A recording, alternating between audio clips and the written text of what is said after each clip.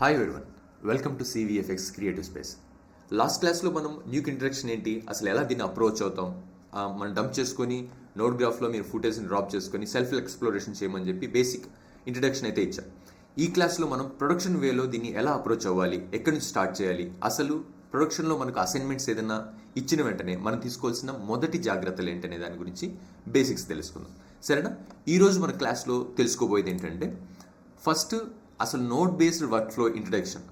మనకు న్యూక్ అనేది వచ్చే కొందికి నోడ్ బేస్డ్ వర్క్ ఫ్లో అనమాట. ఒకవేళ మీరు ఆల్రెడీ ఈ VFX ఫీల్డ్లో ఉన్న వాళ్ళైతే, ప్రీవియస్లీ ఫోటోషాప్ లేకపోతే ఆఫ్టర్ ఎఫెక్ట్స్ వర్క్ ఫైల్స్ వాడిన వాళ్ళైతే, దాంట్లో లేయర్ బేస్డ్ సాఫ్ట్వేర్ అనమాట. అంటే ఒక ఇమేజ్ మీద ఇంకో ఇమేజ్ని ఓవర్లాప్ చేయడం వలన మనం వర్క్ చేసుకోవడం అనేది జరుగుతుంది. దీనికి వచ్చే కొందికి ఏంటంటే, ఇది నోడ్ బేస్డ్ సాఫ్ట్వేర్ అనమాట. నోడ్ బేస్డ్ సాఫ్ట్వేర్ అంటే ఒక ఇన్ఫర్మేషన్ని ఇంకో ఇన్ఫర్మేషన్తో కలపాలన్నా కానివ్వండి, లేకపోతే కంటిన్యూ ఆఫ్ చేంజెస్ ఏమైనా చేయాలనుకుంటే, మనం చేంజ్ చేయాలనుకున్న ఆ పర్టికులర్ నోడ్ కావచ్చు, లేకపోతే ఆ ఇన్ఫర్మేషన్ కావచ్చు, ప్రీవియస్లీ ఉన్నదానికి కనెక్షన్ చేసుకుంటూ పోవాలి. దీనికి ఒక ఫన్నీ ఎగ్జాంపుల్ ఏమైనా చెప్పాలనుకుంటే, నేను ఇక్కడ ట్రైన్ గురించి చెప్తానమాట. ఇప్పుడు మనకు వచ్చిన ఇన్పుట్ అనేది ఒక ట్రైన్ ఇంజిన్ అనుకుందాం. మనం ఏదైతే చేంజ్ చేయాలనుకుంటున్నామో, బ్లర్ కావచ్చు, కలర్ కరెక్షన్ కావచ్చు, లేకపోతే యాడ్ ఆన్స్ ఏమన్నా కావచ్చు, అవన్నీ బోగీలు అనుకుందాం. ఇవన్నీ ఒకదానికొకటి కనెక్షన్ ఇచ్చినప్పుడు మాత్రమే మూమెంట్ అనేది ఇంజిన్తో పాటుగా కదులుతుంది. సో ఇక్కడ మన దానికి ఇంకొక ఉదాహరణ చెప్పాలంటే, మనం ఫార్మ్ ల్యాండ్స్లో వాటర్ గురించి మాట్లాడుకుందాం, ది వాటర్ గురించి. సో ఇక్కడ మీరు గమనించినట్లయితే ఫార్మ్ ల్యాండ్స్లో వాటర్ మోటార్ దగ్గర మనకు వాటర్ అనేది జనరేట్ అవుతుంది.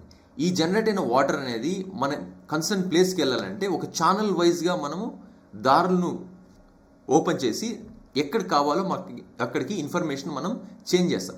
ఇదే విధంగా మనం వచ్చిన ఇన్పుట్ ఇన్ఫర్మేషన్ని, అంటే ఆ వాటర్ సోర్స్ని ఇంకొక చోటికి చేంజ్ చేయాలనుకునేటప్పుడు దానికి ఒక కనెక్షన్స్ అనేది మనం క్రియేట్ చేస్తాం అనమాట. సో ఈ రెండు మై కైండ్ ఆఫ్ ఎక్స్ప్లెనేషన్ అనమాట. ఈ రెండిట్లో మీకు ఆ కనెక్షన్ అనేది ఏంటి, ఒకదానితో ఒకటి కలిసి ఉండాలంటే మనం ఏం చేస్తాం అనే దానికి ఒక బేసిక్ రఫ్ ఎగ్జాంపుల్ అనమాట. Then coming to the footage, node based work flow అనుకున్నాం. ఈ నోడ్ బేస్డ్ వర్క్ ఫ్లోకి కనెక్షన్ చేయాలంటే మనం ఒకదానికొకటి కనెక్ట్ చేయడానికి ఒక కంజంక్షన్, అంటే ఒక మీడియేటర్ అనుకోండి, ఇలాంటి విధంగా కావాలన్నప్పుడు ఇక్కడ మనకు పనిచేసే ఆ పర్టికులర్ నోడ్ కావచ్చు, లేకపోతే మీడియేటర్ కావచ్చు, మెర్జ్ అనమాట. ఈ మెర్జ్ని కానీ లేకపోతే ఎనీ అదర్ టూల్స్ని మనం తీసుకోవాలనుకునేటప్పుడు వాటికంటూ కొన్ని షార్ట్ కట్స్ ఉంటాయి, మీరు వర్క్లో తెలుసుకుంటారు. సో ఇక్కడ మెర్జ్కి షార్ట్ కట్ వచ్చి M అనమాట. నోడ్ గ్రాఫ్ ఏరియాలో పోయి M కొట్టారంటే మెర్జ్ అనేది జనరేట్ అవుతుంది. లేదు అనుకుంటే మీకు ఆల్రెడీ నేను చెప్పాను కదా, టూల్స్ మీరు సెర్చ్ చేసుకోవాలంటే నోడ్ గ్రాఫ్ ఏరియాలో ట్యాబ్ని క్లిక్ చేసి మెర్జ్ క్లిక్ చేసారంటే మెర్జ్కి సంబంధించిన నోడ్స్ అన్నీ వస్తాయి. సో ఈ మెర్జ్ అనేది మనకు జనరేట్ అవుతుంది. ఈ మెర్జ్ని ఉపయోగించుకొని ఏదైనా రెండు ఇన్ఫర్మేషన్స్ని మనం కలుపుతాం అనమాట. ఈ మెర్జ్ మీరు గమనించినట్లయితే దీంట్లో మనకు సీరియస్ కనపడుతున్నది AB అని రెండు పైప్స్ మాత్రం కనపడుతున్నాయి. ఇక్కడ కనపడకుండా కొంచెం హిడన్లో ఉన్న ఇంకో పైప్ ఉంది, దాన్ని కొంచెం క్లిక్ చేసి లాగుతుంటే ఇది మాస్క్ అని వస్తుంది. సో మాస్క్ యూటిలైజేషన్ ఏంటి, ఒకవేళ మీరు ఆల్రెడీ VFX ఫీల్డ్లో ఉన్న వాళ్ళైతే మాస్క్ యూటిలైజేషన్ అంటే మీకు తెలుస్తుంది. మాస్క్ ఎక్కడ వచ్చినా కానివ్వండి, మనం తీసుకున్న ఆ పర్టికులర్ నోడ్ కావచ్చు, కంట్రోల్ కావచ్చు, మొత్తం ఫుటేజ్ మీద అప్లై కాకుండా ఒక పర్టికులర్ ఏరియాకి మాత్రం అప్లై కావాలనుకునేటప్పుడు మనం మాస్క్ అనే ఆప్షన్ని ఉపయోగిస్తాం అనమాట. సో ఈ మాస్క్ని ఎప్పుడు ఉపయోగిస్తాం అనేది మనం ఫర్దర్ క్లాసెస్లో తెలుసుకుందాం. ఇప్పటికైతే దీంట్లో B అని ఉంది, A అని ఉంది. ఇక్కడ ప్రొడక్షన్ వైజ్ ఎక్స్ప్లెనేషన్లో వీటికంటూ బ్యాక్గ్రౌండ్, ఫోర్గ్రౌండ్ అని డిఫరెంట్ విధాలుగా పిలుస్తారు. మనకు జనరల్గా అర్థమయ్యే విధంగా చెప్పుకోవాలంటే ఇక్కడ B అనే దానికి రిప్రజెంటేషన్గా బ్యాక్ అనుకోండి, A అనే దానికి రిప్రజెంటేటివ్గా అబోవ్ అనుకోండి. అంటే B అనేది వెనకాల ఏ ఇన్ఫర్మేషన్ ఉండాలో ఆ ఫుటేజ్కి పెడతాం, A అనేది అబోవ్ అంటే పైన ఏ ఇన్ఫర్మేషన్ ఉండాలి అనే దానికి మనం ఈ డేటాని పెడతాం. సో కలపడానికంటే ముందు మనం తీసుకోవాల్సిన జాగ్రత్తలు ఏంటి అంటే, ఇక్కడ మనకు ప్రొడక్షన్ ఫుటేజ్లో వర్క్ చేసేటప్పుడు ప్రాజెక్ట్ సెట్టింగ్స్ అండ్ రీఫార్మేట్ ఉంటాయి. సో ఈ ప్రాజెక్ట్ సెట్టింగ్స్, రీఫార్మేట్ అనడానికి మీకు రఫ్గా చెప్పాలంటే రెజల్యూషన్ గురించి ఒక ఐడియా ఉండాలి మీకు.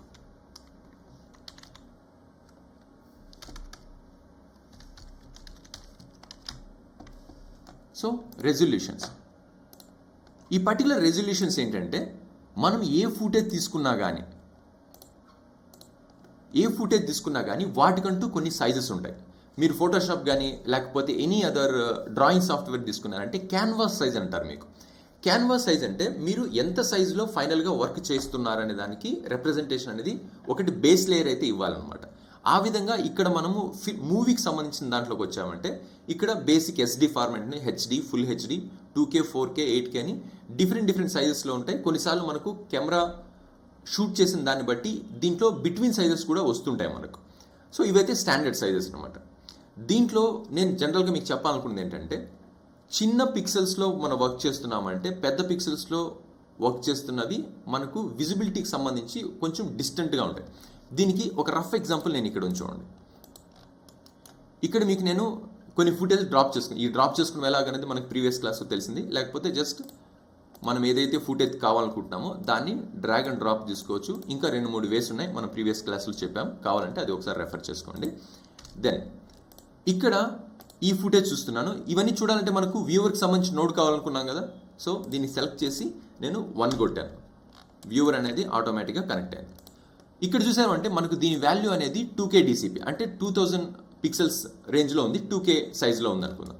ఇక్కడ నాకు ఒక ఇంకా PNG ఇమేజ్ అని ఒకటి ఉంది. దీన్ని సెలెక్ట్ చేశాను. ఇది చూసారా మనకు 4K DCP అంటే 4000 పిక్సెల్స్ రేంజ్లో ఉందన్నమాట.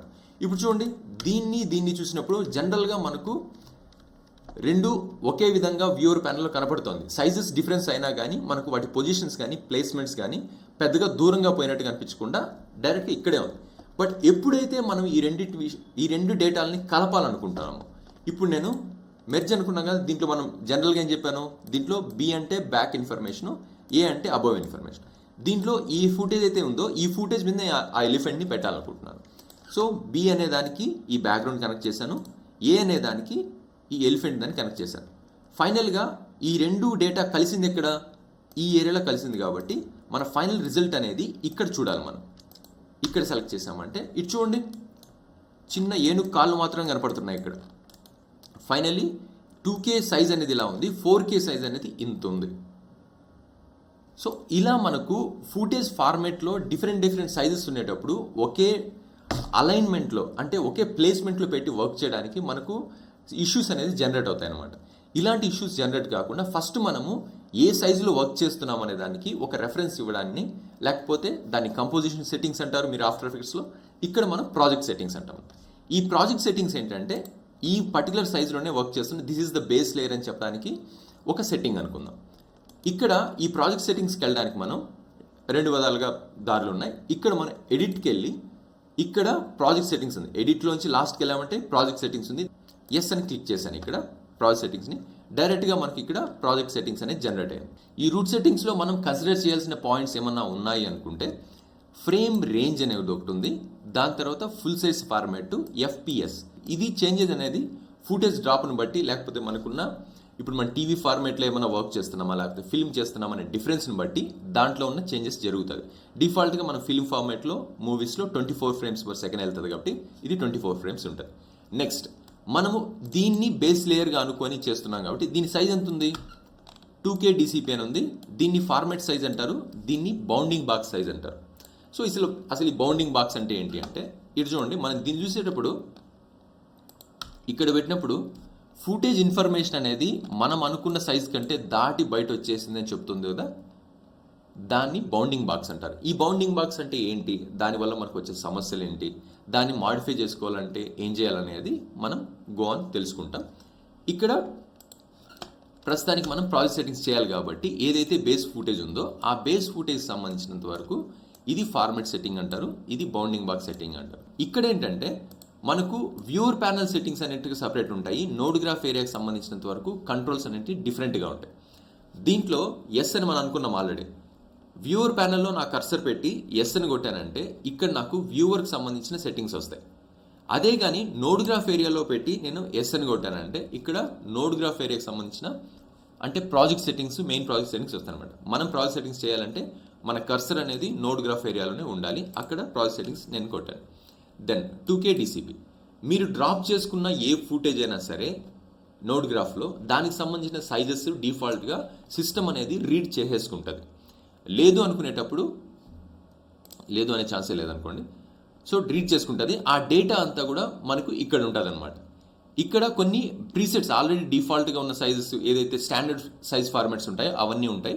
దాన్ని దాటి మనం 2K DCP 2048 ఎంత ఉంచండి ఇక్కడ 2048 1080 ఉంది. దీన్ని ఫిట్ స్క్రీన్ చేయాలనుకుంటే మనకు ఇక్కడ ఫిట్ అయి ఉంది, షార్ట్ కట్ చూడండి F. సో ఎంత జూమ్లో వెళ్ళినా కానీ F అని కొట్టామంటే ఫిట్ స్క్రీన్ అవుతుంది. ఇక్కడ నేను క్లిక్ చేసి 2K DCP 2048 1080 ఇది పెట్టి. సో వన్స్ మన ప్రాజెక్ట్ సెట్టింగ్స్ ఎప్పుడైతే సెట్ చేస్తామో ఇది చాలా సెట్టింగ్స్కి లేకపోతే చాలా నోట్స్కి బేసిక్ కమాండ్గా కూడా వర్క్ అవుతుంది అనమాట. అందుకని ప్రాజెక్ట్ సెట్టింగ్స్ అనేది మనకు చాలా ఇంపార్టెంట్. మనం వర్క్ చేసేటప్పుడు లేకపోతే డిఫరెంట్ నోట్స్ ఓపెన్ చేసుకునేటప్పుడు అది ఏ రేంజ్లో వర్క్ చేయాలి, ఏ లెంత్ని నేను కన్సిడర్ చేయాలనుకుని డిఫరెంట్ నోట్స్ డిమాండ్స్ కూడా ఉంటాయన్నమాట. అలాంటప్పుడు ఈ ప్రాజెక్ట్ సెట్టింగ్స్ కానీ మనం చేయకుండా ఉందంటే వాటిని మనం వర్క్ చేసే రేంజ్కి మాడిఫై చేసుకోవడానికి కష్టం అవుతుంది. So project settings is must important before starting the work. Then second thing ఏంటంటే మనం ఫ్రేమ్ రేంజ్ అనమాట. ఇక్కడ మనం మాట్లాడుకున్నాం కదా, working range, working with production footage, production settings, reformat, merging, timeline. Yes, timeline and work range adjustment.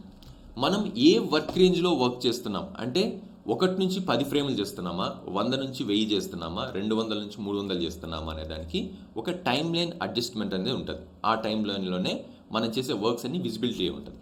మీకు రఫ్గా ఒకవేళ మీరు ఆఫ్టర్ ఎఫెక్ట్స్ కానీ ఇట్లాంటివన్నీ చేసి ఉండినట్లయితే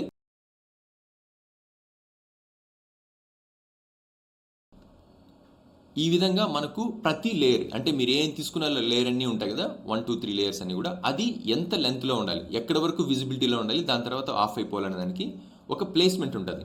ఇదే టైం లైన్ అంటే జస్ట్ అవి ఎంత లెంత్ వరకు ప్లే అవ్వాలి, ఎంత లెంత్ తర్వాత నాకు వద్దు అనే దానికి టైం లైన్. ఓవరాల్గా మీరు ఎంత రేంజ్లో వర్క్ చేస్తున్నారు అనేది టైం లైన్ అనమాట. ఇదే టైం లైన్ మనం న్యూక్లో కూడా ఫాలో అవుతాం. ఇది మనకు టైం లైన్. ఈ టైం లైన్లో మనము డిఫాల్ట్గా వచ్చినట్టుగా ప్లే చేసుకోవడం అనేది ఒక రకం. లేదు అనుకునేటప్పుడు మనం ఇప్పుడు ఈ పర్టికులర్ ఫుటేజ్ని నేను డబుల్ క్లిక్ చేశాను. దీని రేంజ్ చూడండి 87,700 నుంచి ఉంది 87,800 వరకు దాని లెంత్ అనేది ఉంది. ఇప్పుడు నేను దాన్ని వర్కింగ్ రేంజ్లో ప్లే చేసుకోవాలంటే కరెక్ట్గా అక్కడికి వచ్చి ప్లే చేస్తేనే ఆ పర్టికులర్ ఫుటేజ్ అనేది ప్లే అవుతుంది. ఓకేనా? సో దీంట్లో ఉన్న కాంప్లికేషన్స్ ఏంటి, లేకపోతే వర్కింగ్లో మనం కంఫర్ట్గా మార్చుకోవాలంటే ఏంటంటే దీన్ని మనకు కౌంటబుల్ నెంబర్స్ ఏదైతే ఉన్నాయో 1, 2, 3, 4, 5 ఈ విధంగా ఉన్నాయో ఆ నెంబర్స్ నుంచి స్టార్ట్ చేసుకోవడానికి దీన్ని టైం లైన్ అడ్జస్ట్మెంట్ చేస్తాం. ఈ టైంని అడ్జస్ట్మెంట్ చేసుకోవడానికి మనకు డిఫరెంట్ నోట్స్ ఉన్నాయి. దాంట్లో మనకు అప్ అండ్ క్లిక్, దాని తర్వాత టైం ఆఫ్సెట్. సో ఇట్లా up and clip, time offset, ఇట్లా టైంని కంట్రోల్ చేసే నోడ్లు అనేవి మనకు చాలా ఉంటాయి. వాటి గురించి మీరు చూడాలనుకుంటే ఇక్కడ మనకు టైం సంబంధించిన సింబల్ ఉంది కదా, దీన్ని క్లిక్ చేశారంటే ఇవన్నీ కూడా టైంని కంట్రోల్ చేసే నోడ్స్. ఈ టైంని ఎందుకు కంట్రోల్ చేయాలి అని అడగాలంటే, ఒకటి మనం వర్క్ చేస్తున్న లెంత్లో తీసుకున్న లెంత్ని మెర్జ్ చేయడానికి. మీరు బ్లాస్ట్లు ఉంటాయి, లేకపోతే ఎనీ స్టాక్ ఫుటేజెస్ ఉంటాయి కదా, ఫైర్ కావచ్చు, స్మోక్ కావచ్చు, లేకపోతే డిఫరెంట్ ఎలిమెంట్స్, ఇవన్నీ తీసుకొని వచ్చి మనం వర్క్ చేసే రేంజ్లో ప్లే చేసుకోవాలనుకుంటే దాన్ని అడ్జస్ట్మెంట్ చేసుకోవడానికి కరెక్ట్ టైమింగ్లో ప్లే అవ్వడానికి ఈ టైమింగ్ సంబంధించిన వాటిని వాడతాం అనమాట. ఇక్కడ బేస్ నోడ్ అన్నట్టుగా టైంను అడ్జస్ట్ చేసే ఫస్ట్ నోడ్గా నేను ఏం వాడుతున్నాను అంటే అప్ అండ్ క్లిప్ అని వాడుతున్నాను. అప్ అండ్ క్లిప్ కోసం అప్ అండ్ క్లిప్. సో చూసారా, అప్ అండ్ క్లిప్. ఈ అప్ అండ్ క్లిప్లో మనకున్న కంట్రోల్స్ ఏంటంటే, ఇప్పుడు నేను కంట్రోల్ పట్టుకుని డబుల్ క్లిక్ చేస్తాను, అది పాపప్ మెనూ అయింది.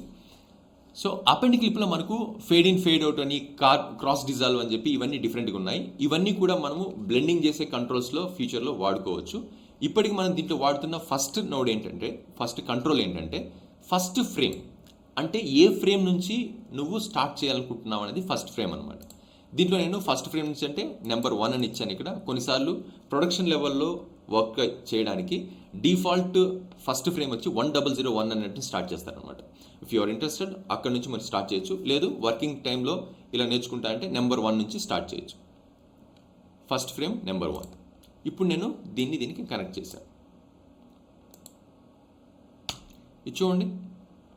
సో మెర్జ్ నేను తర్వాత చేస్తాను. ఫస్ట్ టైం లైన్లో మీరు ఇక్కడ చూసారంటే 87,000 నుంచి మన వర్క్ రేంజ్ అనేది ఉంది. ఎప్పుడైతే మనం అప్ అండ్ క్లిప్ ఆన్ చేసామో అప్పుడు ఇది 1 నుంచి స్టార్ట్ అయిపోయింది. ఇప్పుడు మనం వర్క్ చేసుకోవడానికి కానీ మాడిఫై చేసుకోవడానికి కానీ కౌంటబుల్ రేంజ్ అనేది ఇక్కడ నుంచి స్టార్ట్ అవుతుంది అనమాట. వర్క్ స్టార్ట్ చేసేటప్పుడు ఎనీ ఫుటేజ్ తీసుకునేటప్పుడు ఏ లెంత్లో స్టార్ట్ చేస్తాను అనేది బేసిక్ కంపోజిటింగ్ అప్రోచ్. ఇక్కడ బి అనేది బ్యాక్గ్రౌండ్కి ఇచ్చాను, ఏ అనేది ఫోర్గ్రౌండ్కి ఇచ్చాను. దీన్ని జరిపి చూస్తున్నాను.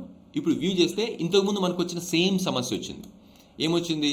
ఇది 2K సైజులో ఉంది, ఎలిఫెంట్ అనేది 4K సైజులో ఉంది. ఈ రెండు మనకు ఒకే ప్రాపర్ కనపడడం లేదు కాబట్టి మనం తీసుకున్న ఈ ఎలిమెంట్ని లేకపోతే థర్డ్ ఇమేజ్ని నేను సైజ్ కంట్రోల్ చేస్తున్నా. అంటే మనకు కావాల్సిన క్యాన్వాస్ సైజ్కి దాన్ని మాడిఫై చేయాలి.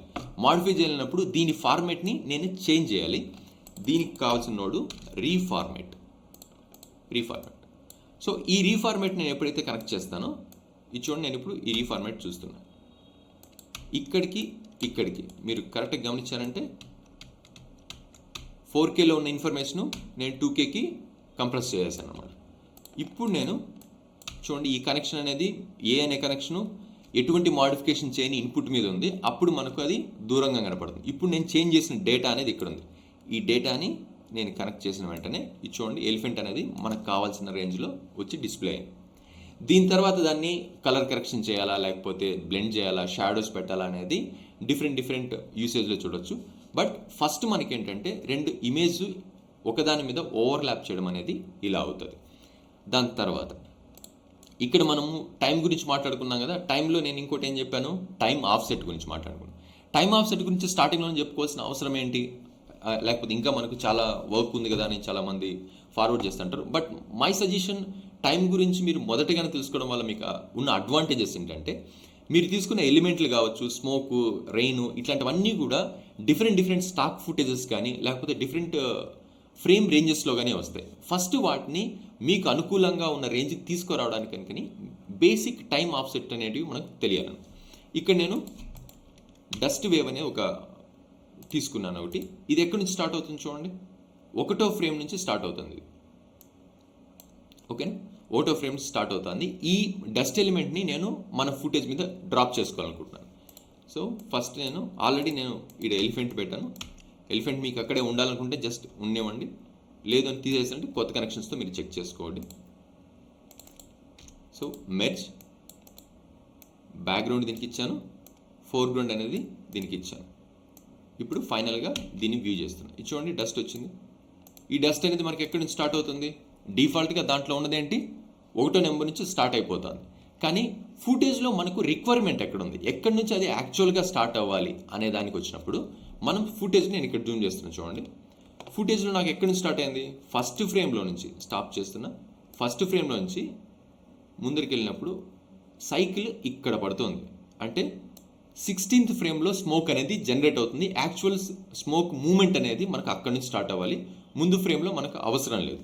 సో అలాంటప్పుడు దీన్ని ఏదైతే టైం లైన్ ఉందో ఆ టైం లైన్లో నేను ముందుకో వెనకాలకో జరపాలి. ఎన్ని ఫ్రేమ్లు కావాలి నాకు, 16 ఫ్రేమ్స్ తర్వాత స్టార్ట్ అవ్వాలన్నప్పుడు ఇక్కడ నేను టైం ఆఫ్సెట్ అనే నోడ్ని దీన్ని కనెక్ట్ చేశాను. కనెక్ట్ చేసి దీంట్లో ఎన్ని ఫ్రేమ్ అవుతుంది అనుకున్నాం, 50 ఫ్రేమ్ వరకు స్టార్ట్ అవ్వదు. ఇక్కడ మన టైం ఆఫ్సెట్ ఏ నెంబర్ ఇస్తామో ఆ నెంబర్ని మొదటి ఫ్రేమ్గా కన్సిడర్ చేసి ఆ పర్టికులర్ ఫుటేజ్ అనేది ప్లే అవుతుంది అనమాట. దీనికి సంబంధించినంత వరకు మొదటి ఫ్రేమ్ అనుకునేటప్పుడు ఆ దాన్నే మనం ఎన్ని ఫ్రేమ్లు వద్దనుకుంటామో ఆ ఫ్రేమ్ వరకు తీసుకెళ్ళి అక్కడ నుంచి స్టార్ట్ చేస్తుంది. ఇప్పుడు నేను టైం ఆఫ్సెట్కి వెళ్ళి ఇక్కడ నేను 15 ఫ్రేమ్స్ వద్దనుకుంటున్నాను. అంటే 15 ఫ్రేమ్స్ వరకు అది ఫస్ట్ ఫ్రేమ్ మాదిరే ఉండాలి, దాని తర్వాతనే స్టార్ట్ అవుతుంది. ఇది చూడండి, ఇప్పుడు చూసారు 15 ఫ్రేమ్ నుంచి స్టార్ట్ అవుతుంది. ముందు ఫ్రేమ్ అంతా కూడా అది డెడ్లో ఉంది. సో దీన్ని టైం ఆఫ్సెట్ అంటారు అనమాట. సో ఇది basic introduction of Nuke interface. రెండు ఇమేజెస్ని కలపడం ఎలాగా, ఒక ఇమేజెస్ని ఇంకో ఇమేజెస్ని సైజెస్ డిఫరెంట్గా ఉంటే దాన్ని మనం వర్కింగ్ రేంజ్లో దాన్ని కంప్రెస్ చేసుకోవడానికి రీఫార్మేట్ అనేది అని వాడుకుంటాం. రీఫార్మేట్ అనేది మనకు చాలా ఇంపార్టెంట్.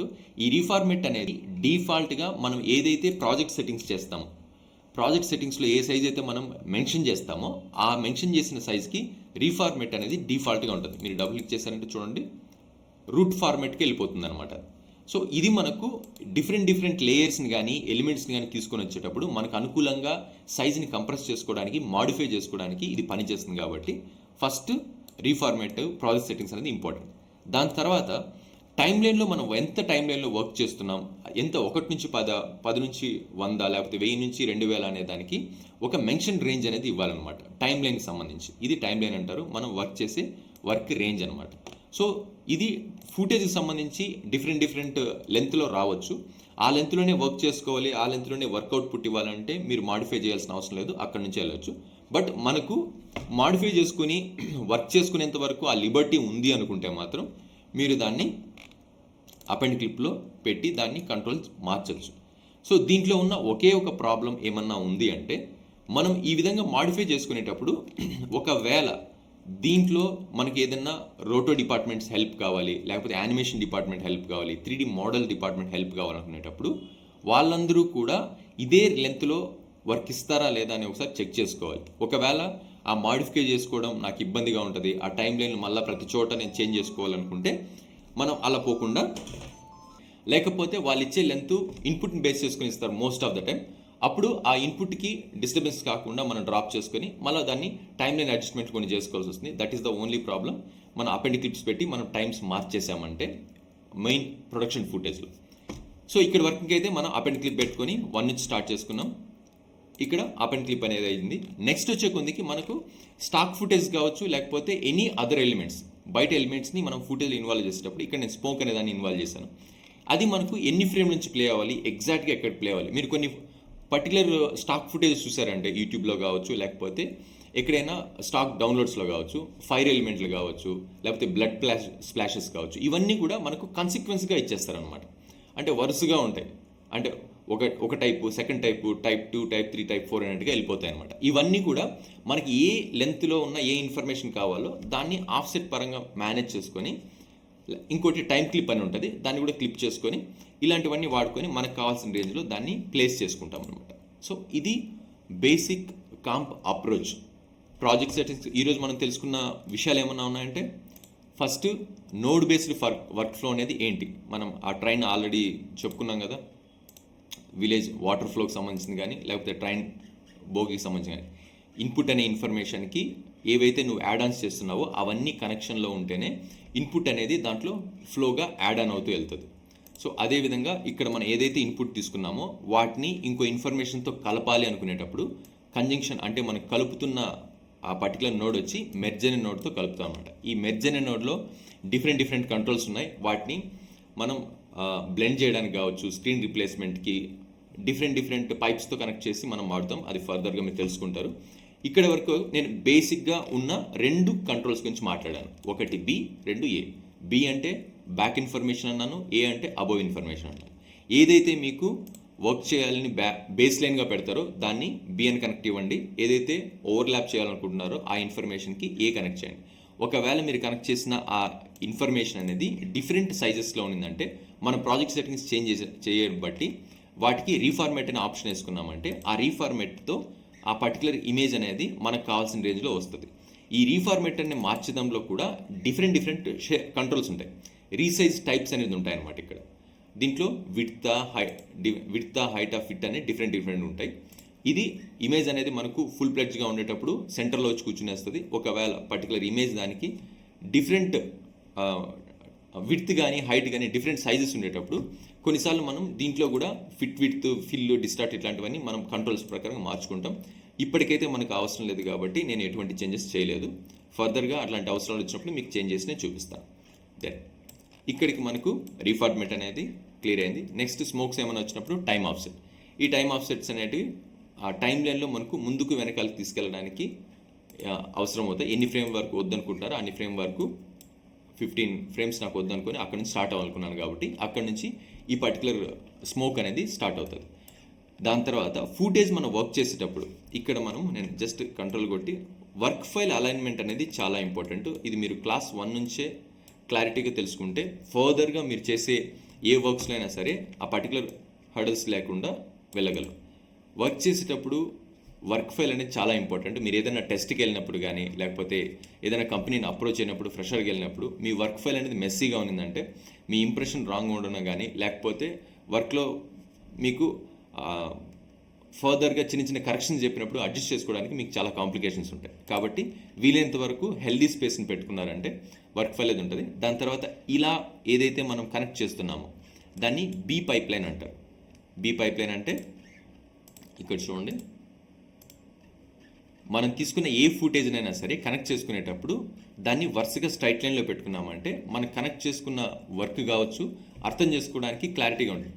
ఇది first information, second change, third change అని చెప్పి స్టెప్ బై స్టెప్ అనేది వెళ్ళిపోతుంది. ఇది బేసిక్ ఇంట్రడక్షన్ అనుకుంటే, దానికి కొంచెం ఎక్స్టెండెడ్గా చెప్పాలంటే ఈ విధంగా ఉంటుంది అనమాట. అంటే ఒక ఫుటేజ్ తీసుకొని డిఫరెంట్గా పైప్లన్నీ యాడ్ చేస్తాం. ఫైనల్గా మనం ఏదైతే రిజల్ట్ కావాలనుకున్నాం దానికి రైట్ నోట్ తీసుకొని రెండర్స్ పెట్టుకుంటాం. సో ఇది ఈ విధంగా మనకు వర్క్ ఫ్లో అనేది కానీ లేకపోతే new node based work flow అనేది వర్క్ అవుతుంది. దెన్ ఫర్దర్ క్లాస్లో మనం ఏం చేద్దామంటే దీంట్లో మనకు అసైన్మెంట్స్ అంటే ప్రొడక్షన్ టైప్ ఆఫ్ అసైన్మెంట్స్ అనేది మనకి ఏ విధంగా ఉంటాయి, దాన్ని అప్రోచ్ అవ్వడానికి మనం ఎలా ఫాలో అవుతాం, తీసుకునే టూల్స్ ఏంటి, దాంట్లో ఏది ఫ్రంట్ ఏది బ్యాక్, ఏ డేటాలో మనం ఫాలో అవుతాం, కంట్రోల్స్ ఎలా చేస్తామంటే మనం నెక్స్ట్ క్లాస్లో డీటెయిల్గా తెలుసుకుందాం. ఓకేనా? So this is the basic introduction of Nuke work flow. So any doubts please comment, share. Interact అయ్యారంటే మీకు ఏదైతే క్లారిటీగా అర్థం కాలేదో వాటిని చెప్పడానికి నేను రెడీగా ఉన్నాను. ఫర్దర్ క్లాస్లో ఇంకొంచెం మంచి డేటాని, మంచి ఇన్ఫర్మేషన్ని, ఫుటేజ్ని మీకు అర్థమయ్యే విధంగా చెప్పాలని నేను ట్రై చేస్తాను. Thank you.